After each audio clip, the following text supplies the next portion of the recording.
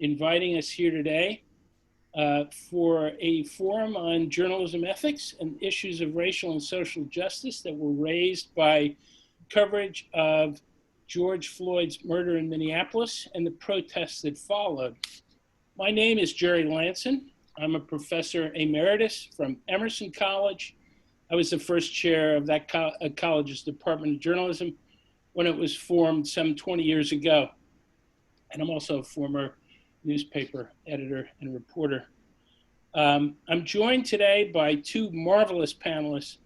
Richard Prince is a veteran journalist who writes Richard Prince's Journal-isms, JOURNAL-ISMS, if you want to go there. It's a news column on diversity issues in the news media. It appears on Journal-isms.com. And he was inducted into the National Association of Black Journalists Hall of Fame in 2019. As a member of the Washington Post Metro 7, a member of that group, it filed a complaint against the Washington Post in 1972, charging racial discrimination. In 2013, Prince received the Ida B. Wells Award from the National Association of Black Journalists and the Medill School of Northwestern University. And it is, quote, given to an individual who has made outstanding efforts to make newsrooms and news coverage more accurately reflect the diversity of the communities they serve. And that's something we'll certainly be talking about today. Issac Bailey is an award-winning journalist and the James K. Batten Professor of Communication Studies at Davidson College. He's been published in the Washington Post, Charlotte Observer, Politico Magazine, Time, The Guardian, and many other publications, and has appeared on NPR, CNN, and MSNBC, among others. Issac is a former Nieman Fellow at Harvard University, and incidentally wrote several very interesting columns for the Nieman Reports in recent weeks on the events that we're talking about today. He has taught journalism and applied ethics at Coastal Carolina University, and he currently lives in Myrtle Beach with his wife and two children. He is about to come out with his second book, which is coming out this October, and its title is Why Didn't We Riot? A Black Man in Trumpland. So I'm going to set this up today with a few opening remarks and then turn to our panelists. I hope you will take it where you like. Setting the stage, we all witnessed George Floyd's murder, and I do call it that with purpose, on live television. And we all watched the sustained protests that followed. At times, reporters found themselves to be targets. We saw, among other things, a CNN correspondent handcuffed and arrested by Minneapolis police on camera as he tried to determine why police had turned on him. We saw an Australian cameraman and reporter in Lafayette Park being assaulted by those clearing Lafayette Park for a Trump photo op as the news crew tried to capture events. We saw other reporters tear gassed and pepper sprayed as they tried to do their jobs. One freelance reporter in Minneapolis, one photographer in Minneapolis lost an eye when she was shot, I believe, by a rubber bullet. The U.S. Press Freedom Tracker on its website identifies more than 470 incidents overall of attacks on the press during the Black Lives Matter protests of recent weeks. Journalists who have repeatedly been derided as, quote, fake news and, quote, the enemy of the people by our president himself, found themselves in the uncomfortable and sometimes dangerous position of being in the middle of the news they were being paid to cover. But while these attacks drew widespread coverage, the media spent somewhat less time examining other significant journalistic issues that were part of the context of the Black Lives Matter protests, I should say journalistic and ethical issues. Among the questions the protests raised were, why were so many white Americans, journalists included, just now awakening to vast disparities in police treatment for white and black Americans. And what role, if any, have the news media played in this sometimes hazy understanding? In what way have sometimes overwhelmingly white news organizations defined and shaped the news of race, crime, and police reporting in ways that mute and perhaps distort society's understanding? And why, nearly 50 years after Richard and his Washington Post colleagues filed the first such lawsuit, have newsrooms moved so slowly in building staffs whose leadership and overall complexion reflect the cities and towns they cover? These are contextual questions I hope we'll be able to touch on today. To the audience, please be patient. If there are questions, I'll get to you later in the panel. If anyone has, this is really more for the panelists, if for some reason we're muted or can't hear each other, just raise a hand so that I can be aware of it and so that Adam can as well. So let's jump in with a question. I'll give it, since I introduced you first, Richard, why don't you start and then have Isaac pick up. What, in your view, have been the most significant issues of journalistic ethics that have been raised by the coverage that you've read and listened to and watched in the aftermath of George Floyd's death, and how might they best be addressed? It's a wide open question. We'll take it from there.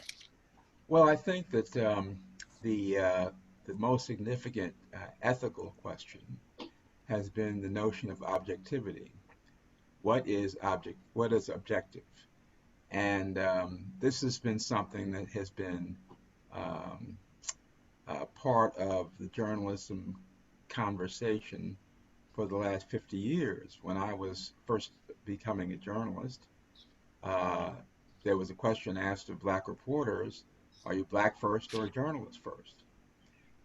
Which was not a question asked of white reporters or people of other ethnicities, and because it was not understood by the society in general or by news organizations themselves that whatever background you come from colors your perception, and that it is especially true of white journalists just as it is of black journalists.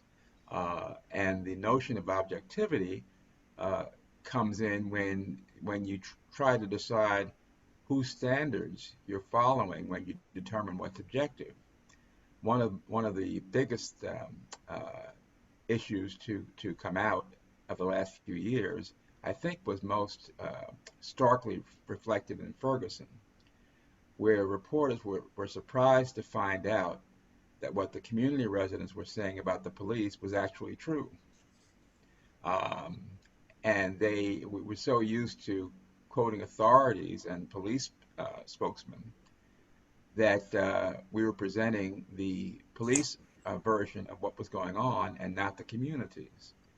So that's continued, till this day, where people are finally news media are finally recognizing that there is a different side of the story, and perhaps there are other ways of defining what's objective. Thank you. Isaac. Yes, and that is absolutely right. And my funny thing about that is that I was actually listening to this podcast today. Actually going over these sort of rise of David Duke in Louisiana, whereas that he almost actually won a Senate seat, etc. And even back then, one was a member of the Klan at one point. Yes, yeah. Exactly. Yes, and that one of the claims of the mainstream journalists back then was that all these white people voted for this this sort of literal sort of Klan member simply because of economic angst, right? Yes, and then that in sort of 2016, Yes, and then that like we actually heard the same thing about Trump and Trump supporters. And so like here it is that I mean, even when like we are sort of actually faced with blatant racism and bigotry, et cetera. Yes, and then that before sort of like many people in our industry sort of like actually cannot at least like actually talk straight about it. Like, and also on top of that, yes, and then that I mean they actually say that that actually makes them neutral and fair and uh, um, like et cetera. And yes, and then so I'm like I'm a yes, and then so because and then so like essentially that I mean that sort of actually goes I mean at least like actually to the heart of like what like Richard was talking about like in terms of yes in terms of yes and then that at least at least like this idea that sort of like white journalists are like are sort of like automatically neutral and fair, et cetera, like on the issues of race. Yes, and that sort of like black journalists like sort of like like sort of like actually have to prove ourselves on that instead. Yes, and so like that's something that I think that we like really need to contend with right now. Yes, certainly. I know that going back to Richard's point on the whole question of objectivity, I know that when I went through graduate school at the University of Missouri in the early 70s, there was talk at that point of a different standard. I never accepted objectivity. I accepted the notion of fairness, which is that you try to open your mind to listening to different points of view. But that often has gotten uh, completely confused, I'd say, in recent decades. I know that I'm trying to remember, I think it was a column you wrote, Richard, and excuse me, it was you, Isaac, because I looked at both of your work today, which is the whole question of why can't we just call a lie when it's coming out of the president's mouth, and it is clearly untrue. And this actually is something that James Fallows talked about very early on, even before Trump came into the White House and called in the Atlantic for reporters to do. And it's still something along the lines of what you're talking about. It sort of runs against the grain of what we're taught, but it also sets journalists up to be manipulated. You guys were talking about something a little more insidious than that, which is the notion that black journalists are forced to answer a question of, who do you really represent? Or really any I'm trying to remember the name of the reporter who, he's in the band Played On, who was very well known for covering the AIDS epidemic early Randy on. Schultz? Yeah, Randy. Mm-hmm. And he was faced with those kind of questions too. I think that anyone who is outside, if you will, of the white male majority is often faced with that kind of questioning. Nobody's ever asked me that question as a white guy. But I'm curious, along the lines of what you're talking about, going back to the point you made, Richard, about objectivity, and the fact that in some ways, if I understood you, can get in the way of working through societal bias, racism, and evidence. That stands in the way sometimes of getting to the truth. How did you feel looking at that as a standard as you watched the reporting of the current demonstrations? You mentioned Ferguson. Obviously, there have been others before that. That was the other really big one recently. We had the Garner situation in New York. We had the Freddie Gray situation in Baltimore. There's been many, but Ferguson was the other big sustained in recent years. Did you notice any difference in the quality of the reporting? What were some of the things that you saw that you thought were commendable, and what were some of the things that had you kind of shaking your head? Well, I think that one of the issues that's come to the fore after in this racial reckoning one of the positives is that a lot of the media have awakened as well to the fact that they need to be covering what's going on in these communities more extensively, and that has happened. And they also, this is happening at the same time as we have the issue of Donald Trump's falsehoods and the debate among journalists and news editors as to which, as you mentioned, when to call a lie a lie. And I think that both things are happening at the same time, and the media are determined not to fall into the trap of one side, the other side, when obviously only one side is correct. So they're calling out Trump every time he says something that's not true, which is very good.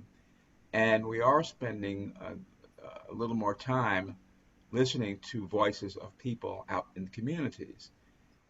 Now, this, of course, unfortunately, is happening at the same time as the print media, especially, is under financial assault. Tremendous. So they don't have the resources that they once did to do all that legwork.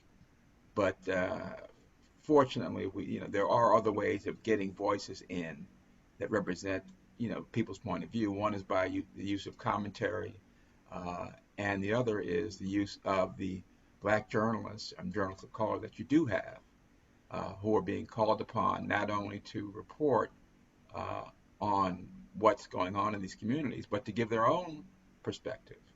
It's like, I don't know what the analogy would be, but it's like Black journalists and Black communities are now the flavor of the month in terms of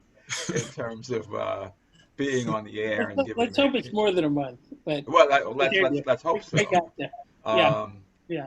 In fact, somebody else quoted Martin Luther King. I can't remember who it was.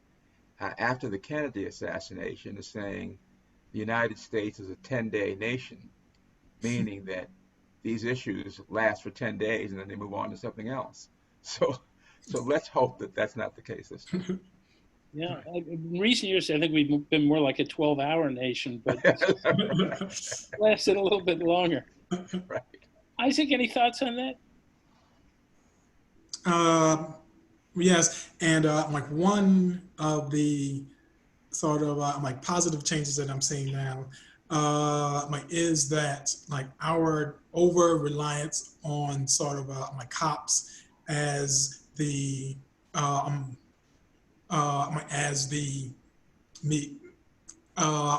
sort of my main source in the first telling of a story, and then that yes, and I think that is extremely vital.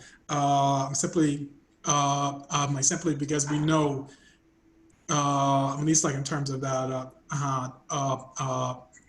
Yes, in terms of that. Oftentimes.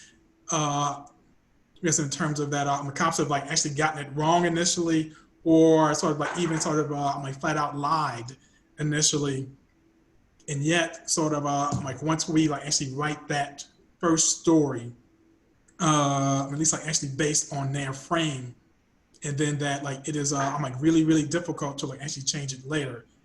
And so for me, as long as that is sort of challenged more. Yes, and I think that actually really will be a sort of a step in the right direction for us as an industry. Mm-hmm.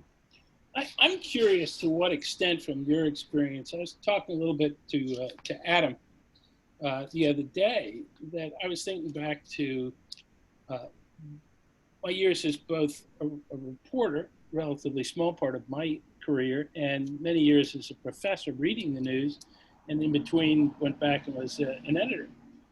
And this whole notion often of two things that I think we have been guilty of teaching in journalism that I think also warps the story.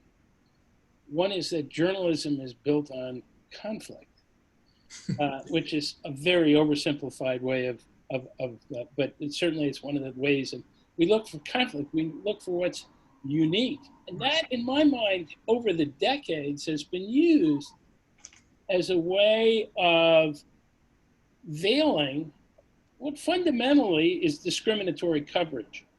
So, for example, if a white doctor is shot in Beacon Hill, there'll be a whole lot of coverage of that white doctor being shot in Beacon Hill. Right. With a 15-year-old teenager in Roxbury, which is in Boston, a largely black community, is shot by a stray bullet, not from a cop, just a stray bullet. Let's say there's some shooting in the community, or is robbed and killed. Maybe that'll get a couple of paragraphs from the cops. No further real exploration of what happened, of what the story is, of the impact on family, on community, etc. And so you've had this standard of journalism, in my mind, and I'm curious what you think of this, that often has the rules of journalism themselves that have mitigated toward both stereotypes from the perspective of readers in the community and a lack of education of the public of what's really going on out there. Yeah. Well, yes, and that at least like actually when I sort of actually first got into the business, and that like one of the things that my editors like actually told me was that there were certain kind of victims that our readers didn't care about. Yes, and yes, and then so like therefore, it was obvious that she was like actually sort of like she's steering me towards stories with the right kind of victim, and then that at least for me, of course. And then that that sort of like actually was like really hard to swallow, especially with the fact that I had some of those wrong kind of victims like in my own family, and also sort of especially with the fact, yes, in terms of that my sort of my oldest brother at that time, I'm sort of like actually wasn't actually spending a sort of 32-year sentence in prison like at the time, and also I had sort of my other sort of my younger brothers like who were like actually also getting in trouble, and so like here it is that I was like actually being taught that sort of yes, in terms of that like my family members were not good enough in order for me to report on, simply because the readers actually might not really care about them. And also sort of, yes, and also that, yes, like, and also that like it was cleared, at least like actually when she was saying readers, that she was like actually talking about white readers, mainly also. Yes, and then so, and it's like essentially that like it actually took like a lot of effort in order to be able to push back against that standard and rule, and and yes, like and I frankly like it actually left me scarred as well. So so yes. Now you even just in the recent piece, and I have not read your first book, which is about your brother, but even the recent Neiman piece that you wrote about some of the ways in which you were sort of singled out in your reporting is something I would commend. It suggests that any listeners might want to take a look at Neiman reports and some of the ways that you wrote about that. What's your experience been, Richard, in terms of have you faced? I know that you played a role in this group of 7 that said enough and filed that first lawsuit. What spurred that? What led you to do that? Can you talk a little bit about that? Well, I think in our case, it was a situation where there were just a number of things that were bubbling up and irritating us, and then when we started talking among ourselves, and we realized that it wasn't just us. Oh, that happened to you too? Oh, and one of the items that we talked about was the composition of management. And in fact, we had city editors who lived in the suburbs, and they were supposed to be in charge of the city coverage. Which leads me to the other point about, well, 2 points. One is about leadership of the newsroom and who's in charge of setting, what goes on. And the second is the role of a newspaper particularly, but also, other media like television stations. On the issue of the role of the individual media outlet, it used to be held that a newspaper's role was like having a town hall where people from one side of town could learn about what's going on the other side of town and have a conversation, because you read the newspaper to find out what's going on that I don't know.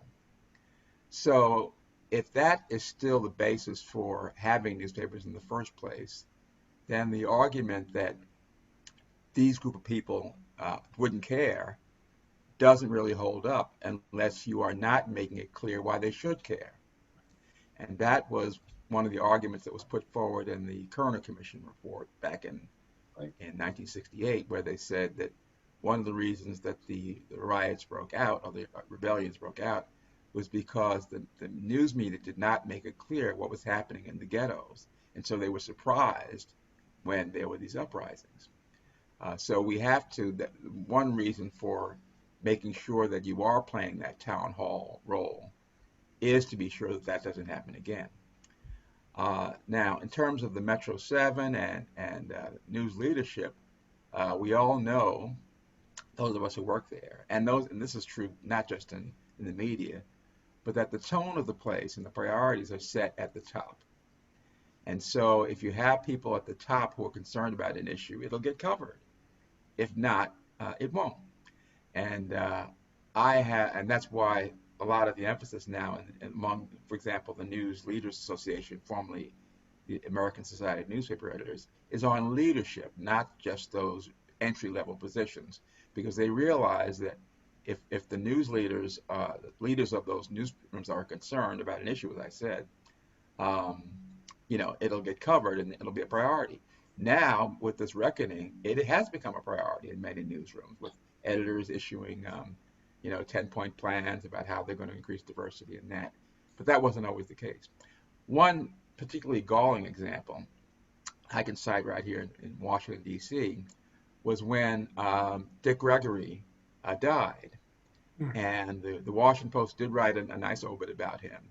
But after that, there was a big funeral service with thousands of people in the neighboring county, Prince George's County.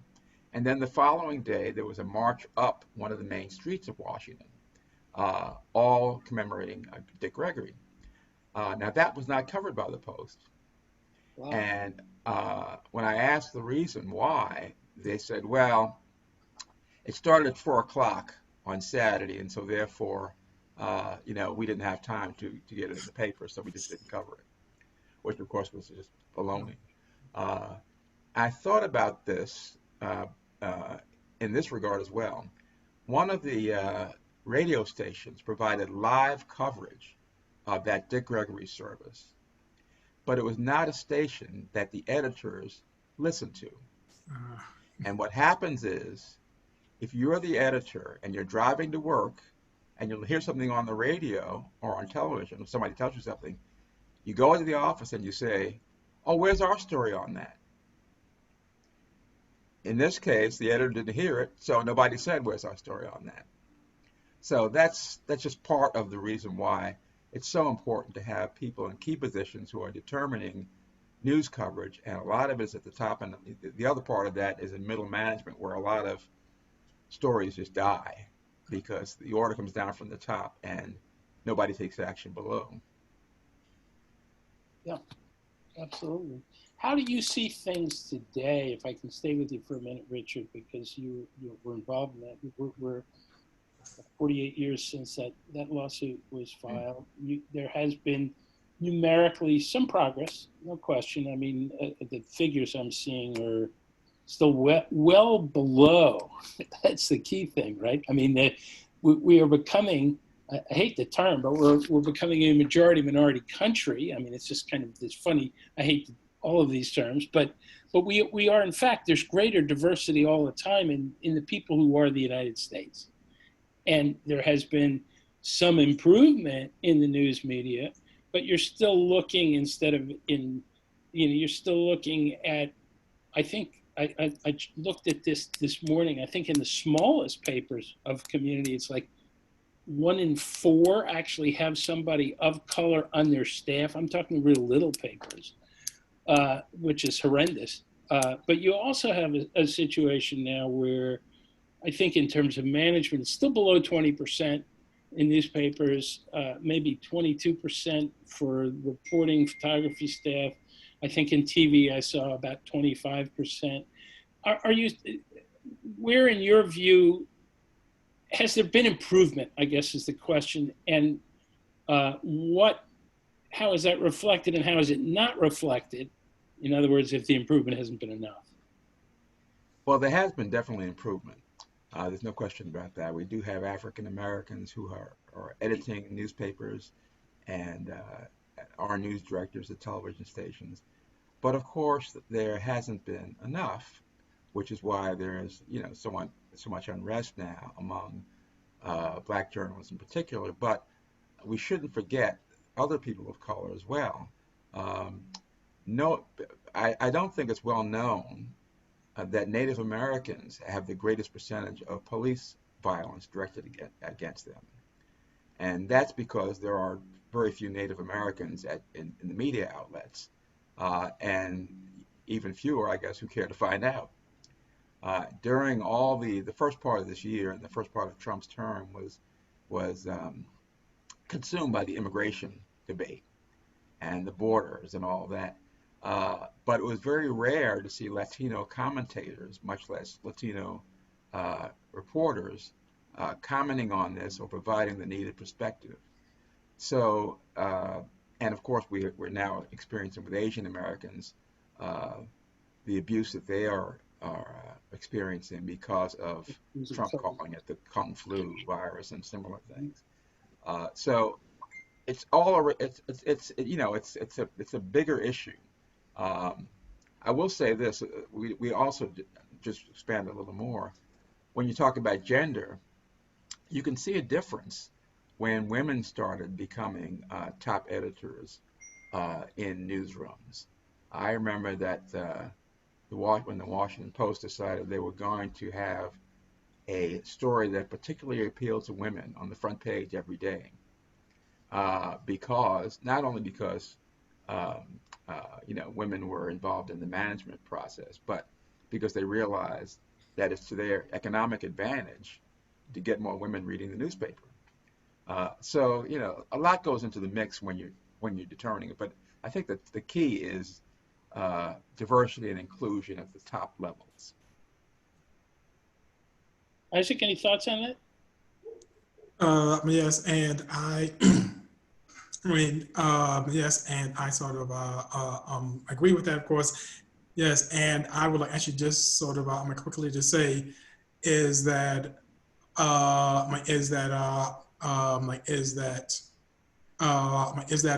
actually need that diversity, and also we actually need an atmosphere really like inside of these institutions, which sort of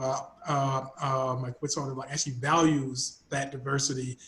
And because sometimes that at least actually when journalists of color are invited in,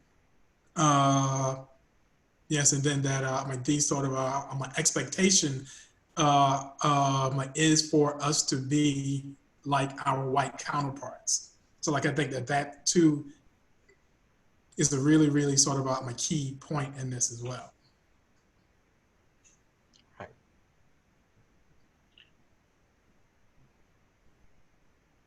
I'm curious where we go from here to begin. We have this moment, and we've had some powerful writing.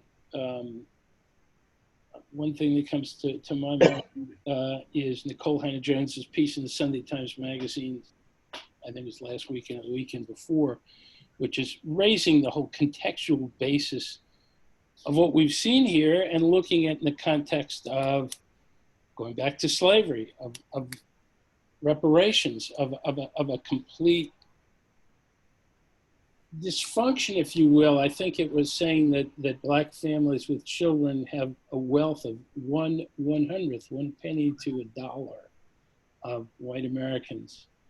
And I think that's, again, something that to me is news, but it's news that's never covered. It's not breaking news, but boy, it's powerful news. Right. And so I'm wondering where we go from here. On the one hand, clearly we need leadership that identifies a wider range of stories, because if I can come off of what Richard said, to me, the biggest ethical question in journalism is what is not covered. That the real ethical issue is what does not get covered. There's nuance in what does get covered and how, but people at least see that. What doesn't get covered at all is invisible. And so how do we begin to take the events of the last, well, it's long before that, but certainly the protests of the last 6 weeks, or the explosion of the last 6 weeks, and begin to use that to more broadly define what is news and how it's covered? Is there a way for this, obviously diversifying the newsroom, as you mentioned, Richard, for business reasons as well as for moral and ethical reasons, is important. But it also strikes me, and I'm curious what both of you think, that white reporters can't only leave it to Black reporters or Latino reporters or Asian American reporters or Native American reporters to tell these stories. They have to get involved in things like the debate over reparations, for example, the nature of policing, where African Americans had violence in Minneapolis applied to them 7 times the rate of white Americans, et cetera. What are your thoughts on that? What are some of the steps? Well, I certainly agree that this is everyone's job, and I think what needs to happen, what I would like to see happen, is a bigger, broader understanding of how we got to where we are. Now, we're all taught, or at least we were when I was growing up, that Columbus discovered America. Now we see people trying to topple Columbus statues. Why are they doing that? What was Columbus really like? What did he really do? These Confederate statues that some people are defending, including the president, why were they really put up? What was the climate that created them? In other words, what is the real story of America? Not the story that, we're spoon-fed in schools, but I think that newspapers and the news media in general have a great obligation and responsibility and to tell people how we got to this point. All the lies that have been told, all the misrepresentations, all of seeing the world through one point of view and not going back to the facts of what actually happened. And I think that would be a tremendous service if we did that. Well, yes, and at least like on that point, yes, and that at least for me that it's all actually has to be driven home that my race is not a side issue in journalism. That like it is not a side issue in history. That like it is not optional for journalists to not know more about our racial history and etc. And and yes, and because yes, and I can be frank, is in terms of that, like I know way too many journalists like who have never really thought about race in a deep way, and also that they have never really studied it in any significant way, and that that is a major problem. Simply because race sort of like actually like it actually touches like every single thing we do. I mean, even if you are like actually covering real estate, like race is an issue there as well. And Redlining. yet, Yeah. yes. And yet, I mean, at least like for sort of, I mean, too many journalists, it is like actually treated as this optional thing that they can sort of can sort of learn about, like if they really wanted to, but sort of don't really have to. And then so like for me, like that mindset itself really needs to change now. Well said. Well said. And I took part in a program in Boston about 15 years ago called Lead Boston. I've got a question from Adam, but I don't want to be diverted. But one of the exercises that was done in that, which would be a very good one for anybody working in journalism, in one of the first sessions was a series of circles, concentric circles of 3 in the middle and 3 on the outside. And in the 3 in the middle, you're supposed to put down the 3 things that were most significant in defining who you are. And we all filled it out.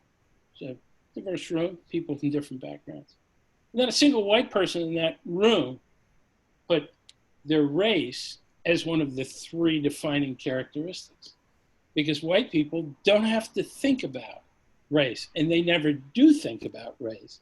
And often they never talk about race and are not comfortable talking about race. But that just allows all the sort of baggage of generations and of decades and of centuries to build up. And so, yeah, I mean, I couldn't agree more that that's one of the, in my mind, a very, very important aspect of journalistic education and of general education that is lacking in this country. I wondered if I could ask, if I can, 2 years ago, Isaac, USA Today wrote about your first book. It said, journalist Issac J. Bailey has penned an elegant memoir that speaks the inequities of the criminal justice system and the damage done to family and community when loved ones are locked away. My brother, Moochie, regaining dignity in the face of crime, poverty, and racism in the American South, is a story about redemption. Who is deemed worthy of it, who is not, and the seeping emotional damage that occurs when it is denied. Having lived in your own family the experience of your brother, having written this book and thought deeply about it, I'm wondering in personal terms, if I can ask you how the events of the last few months rekindled thoughts in your own mind of what you have lived through and written about in your own family. Yes, and I'm like, yes, and just to be frank, that I have been like angrier than I've ever been.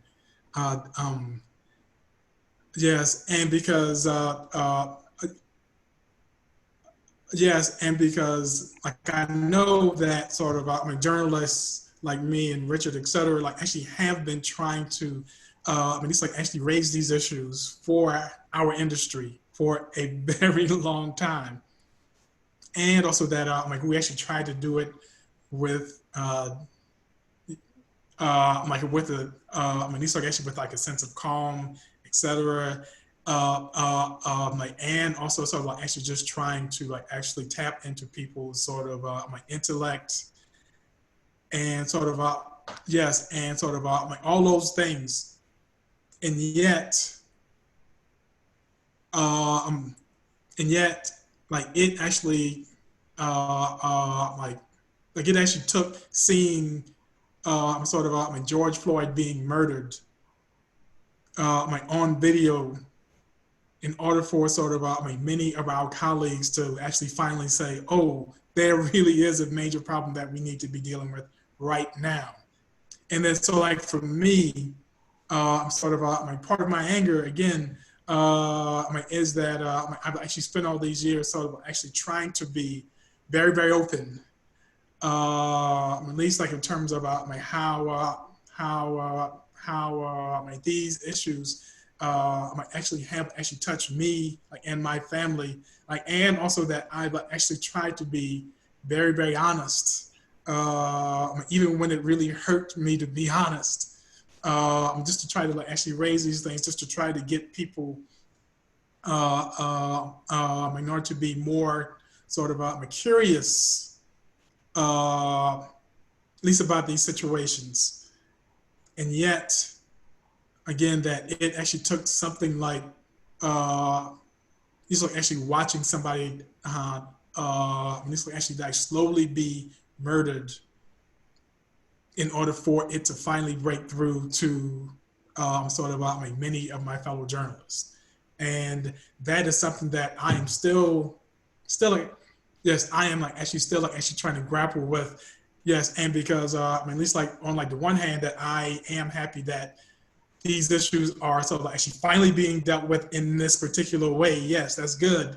But at the same time, I'm like, damn, why in the heck does it have to take that in order for you to pay attention? Yeah. True. I wondered if I might end my questioning, so I have a few minutes for those who are watching, if there are questions from there, by asking each of you, you both been at this for a long time, and you've looked at the issues involved here for a long time, and you've lived them. What advice you might have to young reporters who are perhaps for the first time, especially in the case of many of the white reporters, coming to terms with and grappling with these kinds of issues of racism, of police violence, of discrimination, of inequality, et cetera, at certain levels that perhaps they did not. What advice might you have? Either perhaps you might even throw in a reading or book or two that you found particularly formative for you, but also advice in terms of how they go about their reporting. That's a good question. I think my first reaction is that young reporters need to learn office politics, because that's one thing they don't teach you in journalism school. But you're not going to succeed if you fail at office politics. It's fine and commendable that you have your own views of what should be covered and how they should be covered. But if you can't communicate that in a way that will get the approval of your bosses, it's not going to happen. So I would, in fact, just in thinking about this, somebody told me the story of a reporter who actually became a columnist, who had his desk positioned so that the editor would have to walk by it every time he went out to the newsroom. Well, those are things that, like I said, they don't teach you in journalism school, but they're kind of important if you want to get ahead. And you have to learn to frame things in ways that the editors will understand and approve of. So I would say one thing is learn office politics. Number two is learn your history so that people cannot tell you things that are just not true, because you've done your homework and you know how these things, particularly involving race, have come to where we are today. I do want to mention one other thing, and that is, since we are in the New England SPJ, I saw a fascinating lecture on C-SPAN by a guy who's written a book about slavery in New England. And I'm not sure that newspapers or others have really communicated the culpability of New England in the slave trade. Maybe they have. I don't know. I don't live in New England. But that's just something else that popped to mind when people say, well, that has nothing to do with me. When actually, even if you live in New England, it does have something to do with you, at least your ancestors. Mm-hmm. Thank you. Isaac? I think that is like the perfect answer. Yes. Yes. Thank you. Yes. Oh, yes, it is. And yes, like, and the fact that I actually will actually be telling my students that like next month actually. So thank you, Richardson. Yeah. Sure. Yeah.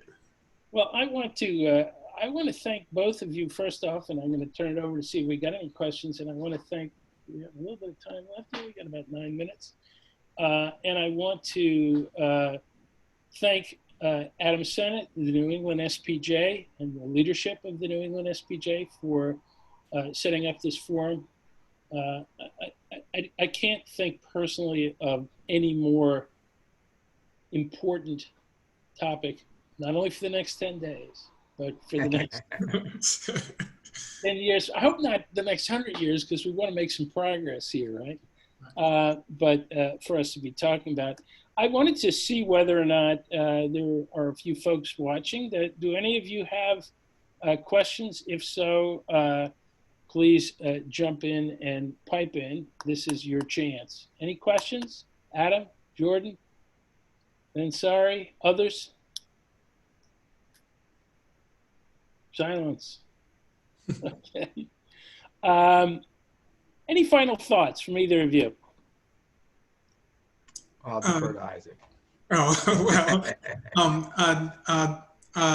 well, yes, and I was like, yes, I was that curious also of your sort of my thoughts like on that my Harper's Weekly letter, which was like as well, yes, and because I mean, at least for me, like it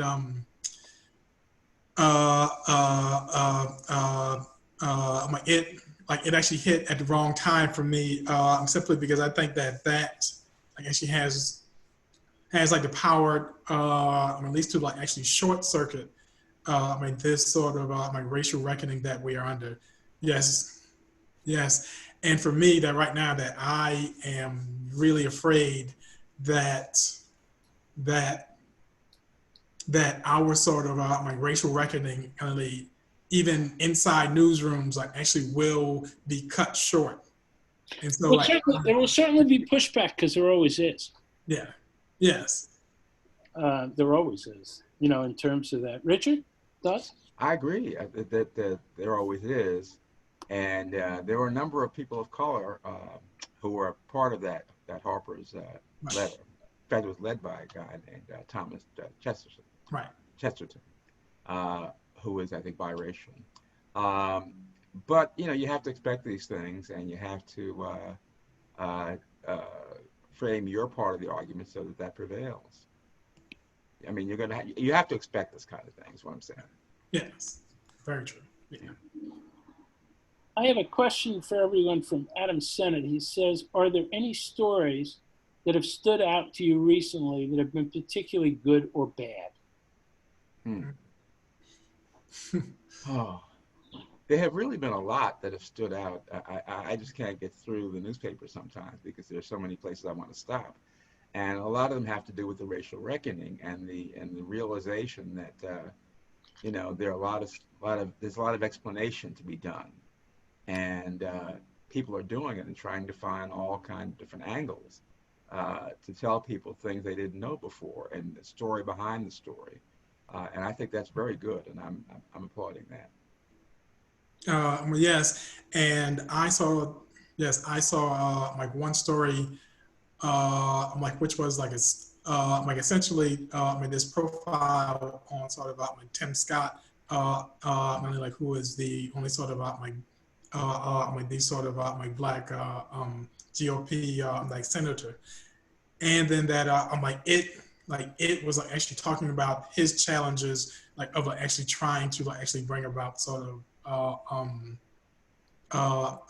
like at least like some of like his sort of like Justice Act, like in like the wake of George Floyd, and it was a solid story overall, except for the fact that like it actually never dealt with like how he sort of like actually had like actually made his own job like much more difficult, simply because like he always supports Donald Trump.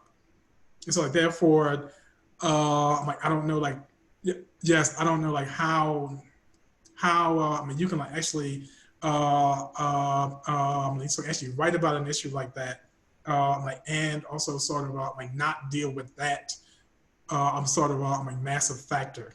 Yes, and so like for me, I think that journalists really need to be thinking through sort of all these different layers at work. I do have one final question, and I think that'll be it. And I actually have two. It took me a while to realize where the questions were there on chat. This is a little broad, and I do want to apologize because we have a lot of guys up here today, and I was aware of that. And I'm glad this question's here. It says, it's a little broad, but can we do better in reporting crimes against women of color? Because what we are seeing is that they get even less coverage than how we cover men of color. From the perspective of that questioner, any thoughts? Well, the questioner is right. We do need, absolutely. And I'm pleased to see that more Black women are being elevated to top positions. I think, for example, at the Indianapolis Star, Catrice Hardy, who's an African-American woman, is the editor, and Suzette Hackney, who's also an African-American woman, is the editor of the editorial pages, the opinion section. Interesting. So that's something, and these are both, that's a Gannett newspaper, and they also appointed a Black woman in Savannah, Georgia, and also in I can't remember, was it Macon, Alabama, somewhere down in that area. So Black women are making strides, and in addition, you still have other media such as television and radio, where you see more Black women than you used to. Yeah. And along the lines, going back to the question of better reporting, going back to what you said before, Richard, starts with better leadership and broader leadership and leadership that reflects the community whole.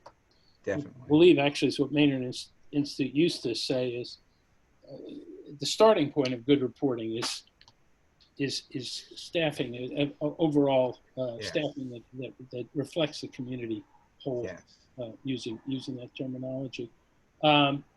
And this is really the last question. Well, no, I'm getting a thank you for participating. Well, let me sneak in this one in, which is, Isaac, I'm sorry your editor said that to you. Well, this goes back a ways. I think I'm going to leave it here. Forgive me, Adam. That's an old question actually from you earlier. Adam says, thank you all for participating. Adam, thank you for inviting us.